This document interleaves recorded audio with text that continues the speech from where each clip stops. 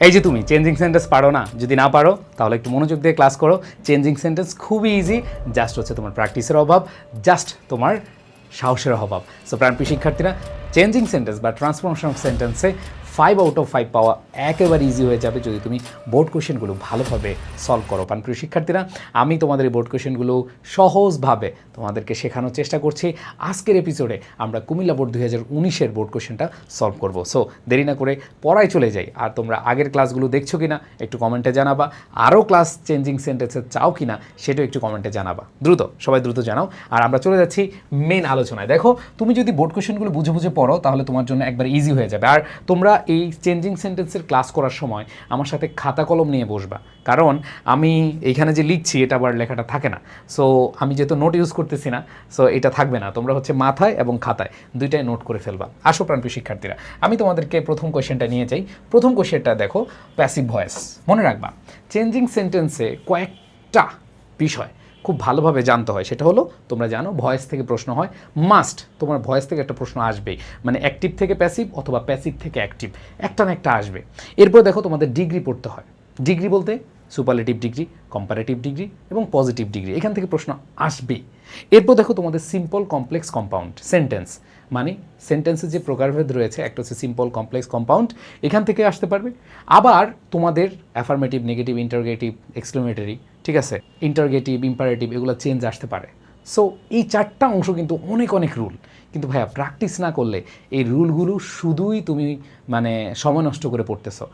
যেই কাজটা করতে হবে, বেশি বেশি করে প্র্যাকটিস করতে হবে। আসো আমি তোমাদেরকে দেখাই। যদি প্যাসিভ ভয়েস করতে বলে, খুব ইজি। আমরা জানি প্যাসিভ ভয়েস করতে হলে আমরা কি করি, সাবজেক্টটা কোথায় হবে, মানে অবজেক্টটাকে সাবজেক্ট বানিয়ে দিতে হবে। এরপরে তুমি ভার্ব বসাবা। এই ভার্বটা হবে কি, অক্সিলারি ভার্ব সহ। কি সহ? Auxiliary verb. কি হবে? Auxiliary verb. তাহলে এই অক্সিলারি ভার্বের পরে একটা ভার্বের পাস্ট পার্টিসিপল নিবা। এরপরে দেখো, পাস্ট পার্টিসিপলের পরে বাই নিবা। আর এইখানে সেন্টেন্সে যেই সাবজেক্টটা থাকবে ওইটাকে অবজেক্ট বানিয়ে দিবা, মানে সাবজেক্টটাকে অবজেক্ট বানিয়ে দিবা। এই স্ট্রাকচার আমরা সবাই জানি। কি ভাইয়া? অবজেক্টকে সাবজেক্ট বানাবো, ভার্ব। এই ভার্বের ক্ষেত্রে তোমাকে অবশ্যই প্যাসিভ ভয়েসে তোমাকে অবশ্যই অক্সিলারি ভার্ব প্লাস V3 নিতে হবে। এরপরে বাই নিতে হবে, এরপরে হচ্ছে অবজেক্ট, মানে সাবজেক্টটাকে অবজেক্ট বানাতে হবে। আসো আমরা খুব ইজিলি চিন্তা করি। প্রথম কথা হচ্ছে আমাদেরকে সাবজেক্ট আনতে হবে, মানে অবজেক্টটাকে সাবজেক্ট আনতে হবে। দেখো, এইটা সাবজেক্ট, এইটা ভার্ব, এইটা হচ্ছে কি অবজেক্ট। এখন এইটাকে আগে নিয়ে আসতে হবে। সো এটাকে আমরা আগে নিয়ে আসি। সবাই লিখে ফেলো। The peace of society. খেয়াল করে দেখো, দ্য পিস অফ সোসাইটি, এটা হচ্ছে সাবজেক্ট, আমরা সাবজেক্ট লিখলাম। এবার আসো আমরা ভার্বের কাজ করব। সো ভার্বের কাজ করতে হলে আমাদেরকে কি করতে হবে, অক্সিলারি ভার্ব আনতে হবে। সো এইখানে দেখো, এই যে অক্সিলারি ভার্বটা আনবা, কিভাবে আনবা? প্রেজেন্ট টেন্স যদি থাকে, অক্সিলারি ভার্ব হবে এম, ইজ, আর। তো আমরা জানি দ্য পিস অফ সোসাইটি, এর সাথে কখনো এম বসে না। এরপর দেখো, are the piece uncountable noun. তো আনকাউন্টেবল নাউন থাকলে অবশ্যই ভার্বটা সিঙ্গুলার হয়, প্লুরাল হয় না। দ্য পিস অফ সোসাইটি আর কখন হবে না, কি হবে? ইজ হবে। সো তুমি অক্সিলারি ভার্বটা বসালা। এবার তোমাকে কী করতে হবে, V3 ফর্ম, মানে ভার্বের পাস্ট পার্টিসিপল ফর্ম বসাতে হবে। এখানে যে ভার্বটা আছে হ্যাম্পার, এটার ভার্বের পাস্ট পার্টিসিপল, তাহলে কি হবে? Is hampered. কি হবে? হ্যাম্পার্ড। এখানে ভার্বের পাস্ট পার্টিসিপল দিলাম। এরপরে তুমি কি করবা, বাই ইউজ করবা। এরপরে বাকি অংশ কি থাকে, দৌড়ে। ভাইয়া প্রথমটা কি সবাই বুঝছো? ভয়েসটা কি সবাই বুঝছো? কঠিন কিছু না। দেখো, যদি তুমি চেঞ্জিং সেন্টেন্সে বেশি বেশি প্র্যাকটিস করো, তুমি শিওর থাকো এখানে 5 আউট অফ 5 পাওয়া সম্ভব। আচ্ছা, সবাই লিখছো? আশা করি সবাই এটা বুঝতে পেরেছো। এবার আমরা দ্বিতীয় কোয়েশ্চেনে চলে যাই। বি নাম্বারে কি বলা আছে, the brutal condition of the dark age must be stop soon. এখানে দেখো ভয়েস। সো ভয়েস থেকে দেখো দুইটা প্রশ্ন আসছে। প্রথম প্রশ্নটা আসছে অ্যাক্টিভ থেকে প্যাসিভ করার জন্য, আর এটা বলছে প্যাসিভ থেকে অ্যাক্টিভ করার জন্য। সো খুবই ইজি ভাইয়া। এইখানে তুমি আগে একটু দেখো, এই যে মাস্ট বি স্টপড, এটা হচ্ছে মডাল ভার্বের অ্যাক্টিভ প্যাসিভ। মনে রাখবা, মডাল ভার্বের অ্যাক্টিভ প্যাসিভ কীভাবে হয় জানো? সাবজেক্ট প্লাস মডাল প্লাস ভার্বের বেস ফর্ম হয়, কারণ মডাল ভার্বের পরে বেস ফর্ম হয়। এটা হচ্ছে অ্যাক্টিভ ভয়েসের প্যাটার্ন। আর এটাকে যদি তুমি প্যাসিভ করতে চাও তাহলে কি হবে, সাবজেক্ট প্লাস এই মডাল ভার্ব, তারপরে হচ্ছে বি প্লাস V3, এইভাবে করা হয়। ঠিক আছে, ভার্বের কাজটা। এরপর তুমি অবজেক্টকে সাবজেক্ট বানাবা। এখন দেখো, এইখানে তুমি দেখতে পাচ্ছ মাস্ট বি স্টপ। দেখো, মডাল মাস্ট, এরপরে বি, এরপরে ভার্বের পাস্ট পার্টিসিপল। দেখো স্ট্রাকচার ঠিক আছে। এখন কথা হলো ভাইয়া, এই সেন্টেন্সে সুন কিন্তু অ্যাডভার্ব, এটা কিন্তু অবজেক্ট না। তার মানে এটাতে অবজেক্ট নাই। মনে রাখবা, যেখানে অবজেক্ট নাই তখন সেখানে তুমি হচ্ছে এই অবজেক্টটাকে সাবজেক্ট বানানোর ক্ষেত্রে কিছু ডামি সাবজেক্ট আনতে হবে, কিছু গোপন সাবজেক্ট আনতে হবে, ঠিক আছে? ওই যে আমরা বলি না যার কেউ নাই তার এ আছে, সবাই আমরা বলি যে যার কেউ নেই আল্লাহ আছে। সো আমরা এখানে সবাই জানি যে তোমার পাশে আমার পাশে কেউ না থাকলেও সৃষ্টিকর্তা আছে, কোনো না কোনো সময় তোমার ডাক শুনবে, তোমাকে কোনো না কোনো সময় তোমার স্বপ্ন পূরণ করিয়ে দেবে, তোমার এই দুঃখ দুর্দশা যত অশান্তি আছে সব কিছু কিন্তু কেড়ে নিয়ে তিনি হচ্ছে অনেক সুখকর জীবন দেবে। সো এইখানে মনে রাখবা যখন অ্যাডভার্ব থাকবে না তখন তুমি মাথায় রাখবা এই ক্ষেত্রে অবশ্যই সাবজেক্টকে তোমার বাহির থেকে আনতে হবে। এখন কোনগুলো হইতে পারে সেই ক্ষেত্রে মনে রাখবা পিপল হইতে পারে, গভর্নমেন্ট হইতে পারে, এরপরে উই হইতে পারে। যেমন তুমি এখানে বলতে পারো the brutal condition of the dark age must be stop soon. এই যে ডাউরি যৌতুক প্রথা এটা কেউ না কেউ স্টপ করবে, তাই না? সেটা হয়তো পিপল, সেটা ওই পিপল লিখতে পারো, উইও লিখতে পারো, অথবা তুমি দ্য গভর্নমেন্ট লিখতে পারো। সো আমি বলবো তুমি যদি সাবজেক্ট আনো তো সেক্ষেত্রে কাকে আনতে পারো? উই লিখতে পারো। ধরো আমরা উই নিলাম, আচ্ছা উই না নিয়ে তুমি দেখো তুমি এখানে গভর্নমেন্টের নাম লিখতে পারো দ্য গভর্নমেন্ট, অথবা তুমি হচ্ছে পিপল লিখতে পারো, পিপল লিখতে পারো। সো এখানে যে কোনো একটা দিলেই হবে, গভর্নমেন্ট দিলে হবে, পিপল দিলে হবে, উই দিলে হবে। এখন আসো সাবজেক্ট আমরা ধরে নিলাম, এইবার ধরে নেওয়ার পরে আমাদেরকে কী করতে হবে? এই যে মডাল, এরপরে ভার্বের বেস ফর্ম, যেহেতু অ্যাক্টিভ ভয়েস করতে বলছে তাহলে মডাল কে আছে? মাস্ট, তাহলে পিপল মাস্ট অথবা উই মাস্ট।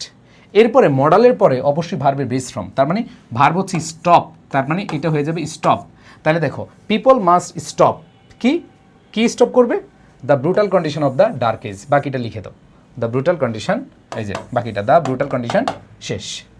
খুব কঠিন ভাই, আবার বলতেছি, দেখো তোমার এখানে যেহেতু অবজেক্ট নাই, যেমন এর আগে আমরা দেখেছি সাবজেক্ট ভার্ব অবজেক্ট আছে, যখন অবজেক্ট থাকবে না তখন তুমি ধরতে পারবা, তাইলে তুমি এখানে পিপলও ধরতে পারো, উই ধরতে পারো, তারপর হচ্ছে গভর্নমেন্ট ধরতে পারো, মাস্ট স্টপ, এরপরে বাকি অংশটা বসিয়ে দিবা, মানে এই যে সাবজেক্টটা আছে the brutal condition of the dark age, এটাকে তুমি অবজেক্ট হিসেবে বাকি অংশ লিখে দিবে।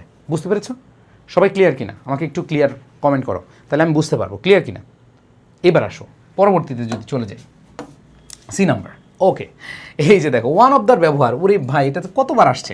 মনে রাখবা এই ওয়ান অফ দ্য থাকলে, যদি দেখো খেয়াল করে দেখো, যদি ওয়ান অফ দ্য থাকে মানে এটা হচ্ছে সুপারলেটিভ ডিগ্রি। এই সুপারলেটিভ ডিগ্রিকে তুমি যদি পজিটিভ করতে চাও তাহলে হচ্ছে ভেরি ফিউ আনতে হয়, বাক্যের শুরুতে কী আনতে হয়?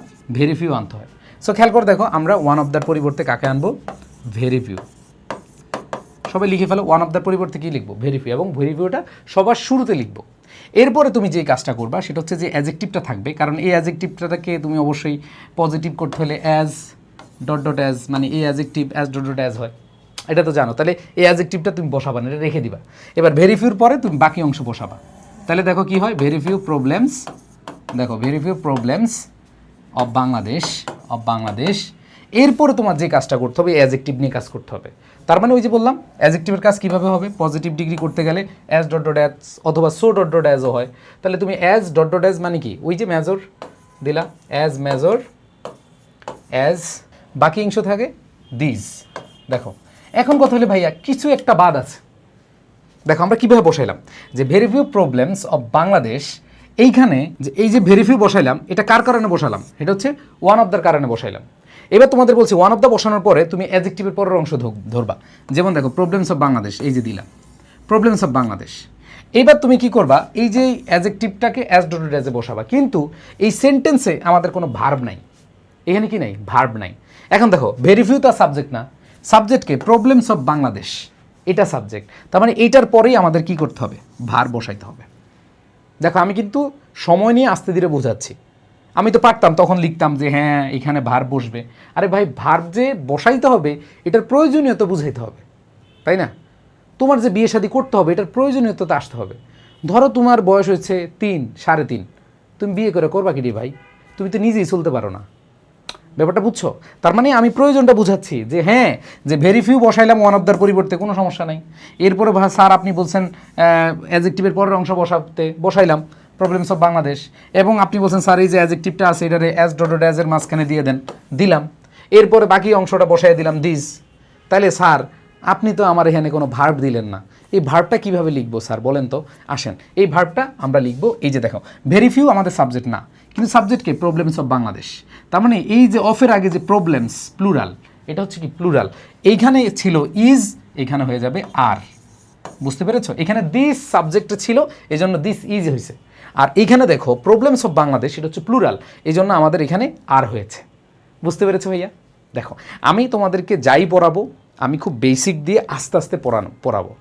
সো আমি মনে প্রাণে বিশ্বাস করি কেউ যদি ক্লাসগুলো মনোযোগ দিয়ে করো, দেখো অনলাইন হওয়ার কারণে এটা একটা বড় সুযোগ। আমরা অনেক টিচার শূন্যতায় ভুগছি ভাই ছোটোবেলায়, মানে খুবই মানে জেনেছি, শিখছি, তারপর শিখাইছি। তোমরা তো আমার লাইফ স্টোরি জানো যে আমি ক্লাস 5 থেকে টিউশনি করাই, মানে আমি প্রায় এইখানে তোমরা যারা আছো তোমাদের জন্মের আগে থেকে আমি পড়াই। সো আমি এগুলো কীভাবে পড়েছি, আমি নিজে শিখে শিখে আসলে তোমাদেরকে পড়াইছিলাম, তখন থেকে ছোটো ছোটো বাচ্চাদের পড়াতাম। সো এই যে নিজের শেখা, নিজে কষ্ট করে শেখা আর আরেকজন শিখিয়ে দেওয়া সুন্দরভাবে, কোনটা বেশি সহজ? আরেকজন শিখিয়ে দেওয়া সহজ, কারণ তুমি একা একা শিখতে গেলে অনেক বাধা বিপত্তি আসে, অনেক কিছু নাও বুঝতে পারো। কিন্তু যখন আমি যে তোমাদেরকে বুঝাচ্ছি, আমার বিশ্বাস হয়তো তোমরা অনেক মনে করতে পারো যে ভাইয়া অনেক সময় নষ্ট হচ্ছে, কিন্তু না, তুমি যেটা শিখো খুব ভালোভাবে শিখো, যেটা শিখবে না শেখার দরকার নেই। বুঝাইতে পারছি? ওকে, সো আমরা 3টা অলরেডি পড়ে ফেলেছি, এবার আসো 4 নাম্বার। দেখো 4 নাম্বার বলছে সিম্পল সেন্টেন্স, তার মানে এটা দেখতে হবে কোন সেন্টেন্সে আছে। দেখো এটা হচ্ছে অ্যান্ড আছে, কি আছে? অ্যান্ড যুক্ত আছে। তাহলে অ্যান্ড যুক্ত কম্পাউন্ড সেন্টেন্সকে আমরা জানি অ্যান্ড থাকলে কি কম্পাউন্ড সেন্টেন্স। অ্যান্ড যুক্ত কম্পাউন্ড সেন্টেন্সকে যদি তুমি সিম্পলে করতে চাও, সিম্পল ক্ষেত্রে বা সিম্পলের ক্ষেত্রে তোমার মাথায় নিয়ে আসতে হবে একটা ভার্ব হবে আর একটা আইএনজি বানিয়ে দিবা। একটা কি আইএনজি বানিয়ে দিবা। দেখো এখানে এই একটা ভার্ব আছে, আবার এইখানে একটা ভার্ব আছে। দেখো এই একটা ভার্ব, আবার এইখানে একটা ভার্ব। মনে রাখবা একটা ভার্ব তুমি কি করে দিবা? আইএনজি বানিয়ে দিবা। এরপর একটা তুমি ঠিক রাখো, কোনো সমস্যা নেই। এখন আসো এই ক্ষেত্রে আমাদেরকে যে জিনিসটা খেয়াল করতে হবে সেটা হলো ভাইয়া এই যে এইখানে প্রথম ভার্বটা আছে এটাকে আমরা কি করে দিব? আইএনজি করে দেব। এখন কথা হলো ভাইয়া এই আর হচ্ছে বি ভার্ব, এই বি ভার্বকে আমরা আইএনজি করলে কি হয়? বিং হয়। কারণ তুমি তো কখনো আরিং, ইজিং, অ্যামিং বলতে পারো না, তাই না? বিং আমরা ইউজ করি। এখন মনে রাখবা এরকম যদি কারণ বোঝায়, the dowry seekers are very greedy dash demand money from the bride's father, তারা লোভী, এই কারণে তারা হচ্ছে কি চায়? ঘুষ বা হচ্ছে যৌতুক চায়। তারা কি চায়? যৌতুক চায়। সো এইখানে তারা গ্রিডি, এই কারণে, এই যে কারণ বুঝাচ্ছে। আর আমরা জানি কারণ বুঝালে বিকজ অফ বসে। কি বসে? Because of. কারণ বুঝালে আমাদের সিম্পল সেন্টেন্সে বিকজ অফ বসে। মনে রাখবা বিকজ অফ সিম্পল সেন্টেন্সে বসে, বাট বিকজ এটা কমপ্লেক্স সেন্টেন্সে বসে। তাহলে আমরা এখানে বিকজ অফ বসাবো। তাহলে because of being very greedy, দেখো খুবই ঠান্ডা মাথায় চিন্তা করো, because of being very greedy. তাহলে কি দাঁড়ালো ভাইয়া? এখানে আর, এটা হচ্ছে বি ভার্ব, এটাকে তুমি আইএনজি করে দিবা। আর মনে রাখবা এইখানে যেহেতু ভাইয়া বুঝে আছে কারণ, সো কারণ বুঝালে আমরা জানি কি হয়? বিকজ অফ হয়। সো এখানে আমরা বিকজ অফ বসালাম, because of being very greedy. এরপরে তুমি বাকি অংশ বসিয়ে দিবা, দ্য ডাওরি সিকার্স, এই যে বাকি আছে কি? The dowry seekers, the dowry seekers, এরপরে বাকি যা আছে বসে দাও, demand money from the bride's father. শেষ। দেখো প্র্যাকটিস করলে এগুলো পানি ভাত ভাই, এগুলো পানি ভাত, প্র্যাকটিস করলে এগুলো পানি ভাত। এবার আসো লাস্ট আমরা যদি খেয়াল করি, ওয়াও এইখানে দেখো এই কোয়েশ্চেনটা খুবই মজার। এক্সক্লেমেটরি সেন্টেন্সকে যদি দেখো, এক্সক্লেমেটরি সেন্টেন্সকে যদি অ্যাসার্টিভ করতে হয় খুবই সহজ। দেখো জাস্ট চোখের পলকে তুমি শিখে যাবা, চোখের পলকে। বিশ্বাস হচ্ছে না? আসো এরকম যদি হোয়াট অথবা হাউ দ্বারা এরকম এক্সক্লেমেটরি সেন্টেন্স থাকে, খুবই পানি ভাত, পান্তা ভাত। কীভাবে? মনে রাখবা তোমাকে করতে বলছি কি? অ্যাসার্টিভ। সো আমরা জানি অ্যাসার্টিভ সেন্টেন্সে সাবজেক্ট ভার্ব দিয়ে শুরু হয়। তাহলে এইখানে দেখো হোয়াট তো সাবজেক্ট না। এবার দেখো an or the crime the dowry is, এই যে দেখো সাবজেক্ট আছে, ভার্ব আছে। তাহলে আমরা সাবজেক্ট ভার্ব বসাইলাম, the dowry is, subject verb দেখে দেখে বসাইলাম। এখন আসো আর কি কাজ? দেখো সেটা হলো এইখানে তুমি দেখতে পাচ্ছ an on or the crime, এইটা ছাড়া তার কিছু নাই। দেখো হোয়াট তো আর আসবে না, এক্সক্লেমেটরি সেন্টার হোয়াট আসলো না, তাহলে দ্য ডোরি ইজ বসাই দিলা, তাকে বাকি থাকে কি? What an on or the crime. এইটার ক্ষেত্রে জাস্ট একটা খালি খেলা খেলবা, এইখানে এক্সট্রা দুইটা হচ্ছে ওয়ার্ড আনতে হয়, একটা হচ্ছে ভেরি অথবা গ্রেট। এক্সট্রা হচ্ছে দুইটা ওয়ার্ড আনতে হয়, একটা হচ্ছে ভেরি অথবা গ্রেট। গ্রেট আনবা কখন? যদি শুধু একটা নাউন থাকে। আর যদি দেখো সেখানে নাউন না, অ্যাজেক্টিভও আছে, যেমন দেখো এখানে ক্রাইম, ক্রাইম হচ্ছে নাউন, আর এখানে দেখো অ্যাজেক্টিভ আছে। যদি অ্যাজেক্টিভ থাকে, যদি কি থাকে? অ্যাজেক্টিভ থাকে, তাহলে ভেরি বসাবা। আর যদি অ্যাজেক্টিভ না থেকে নাউন থাকে, ধরো হচ্ছে এইখানে আনঅর্দি নাই, এই ওয়ার্ডটা নাই, কিন্তু ক্রাইম আছে, তখন তুমি কি বলবা? Great crime. শুধু ক্রাইম থাকতো, যদি শুধু ক্রাইম থাকতো মানে নাউন থাকতো, তাহলে হচ্ছে এখানে কি হইতো, এখানে গ্রেট ক্রাইম। কিন্তু এখানে ভাইয়া আনঅর্দি আছে, তার মানে অ্যাজেক্টিভ আছে। যেহেতু অ্যাজেক্টিভ আসছে তাহলে তুমি কি ভেরি বসাবা। তাহলে দেখো দ্য ডোরি ইজ, এখানে ভেরি বসাবা। আর এই যে এখানে এন আছে, মনে রাখবা এন তো আর থাকবে না, কারণ ভেরি হচ্ছে, এটা হচ্ছে কনসোনেন্ট, আর কনসোনেন্টের আগে আমাদের এন বসে না। যদি ভেরি ইউজ না করতা তখন এন আনঅর্দি ক্রাইম বসাইতে পারতা, কিন্তু এখানে যেহেতু ভেরি আনছি তার মানে এইখানে আমাদের এন হবে না, এ হবে। তাহলে এ ভেরি আনঅর্দি ক্রাইম। খুব কি কঠিন বলো তো, খুব কি কঠিন, খুব কি কঠিন, খুবই ইজি। দেখো কি করলাম, প্রথম কথা হচ্ছে সাবজেক্ট ভার্ব বসাইলাম, মুখস্থ জিনিস বসাই দিলাম। এইবার বাকি থাকে কি শুধু এইটুক।